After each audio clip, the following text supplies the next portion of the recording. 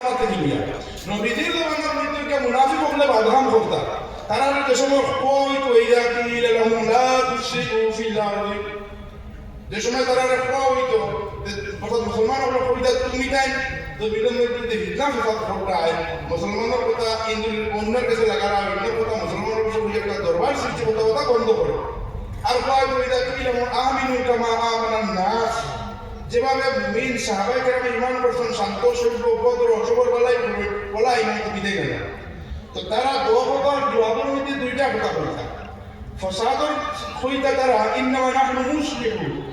আমরা হইলাম সংস্কার আমরা সব থেকে সংশোধন করে দেওয়া আর আল্লাহ বলেছেন আল্লাহ ইন্নাহুমুল মুফসিদুন এটা যদিও কইতিরা সংস্কার কিন্তু আসলে এটা হইলে সবচেয়ে বড় ফসাদ করে বলা তো তারা সাইকেল উঠা আজ দুনিয়ার মধ্যে এই ধরনের ইনশাআল্লাহ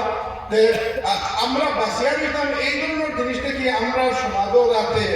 হদিসের ব্যাপারে হোক অস্বীকার ইনকার করলে আল্লাহর নবী সাল্লাল্লাহু আলাইহি সাল্লামের লোকের সাহাবায়ে কেরামের সবচেয়ে বড় মহব্বত হলো সাহাবায়ে কেরামের হদিসগুলোর কদর করে ক্লিয়ার আছেন কিয়ামত পর্যন্ত এরা মানিয়ে কোরআন হদিস যারা মানিয়ে চলবো তারা হক হইব আর এগুলোর মধ্যে যারা কবি করে তারা গুমরাহ হইব আমরা সমাজের কথা শুরুই কিছু ফায়দা হবো আমরা বাঁচিতাম নবীজির কদর সম্মান হইল নবীজির হদিস মানার উপরে আল্লাহ পাকে আমরা আমলটা ভাবনা থেকে বেশি আমল তৌফিক দিতা আর আমি অনুসন্ধান করি বহলা বুজুর্গ হল আমি তাও ব্যক্ত হই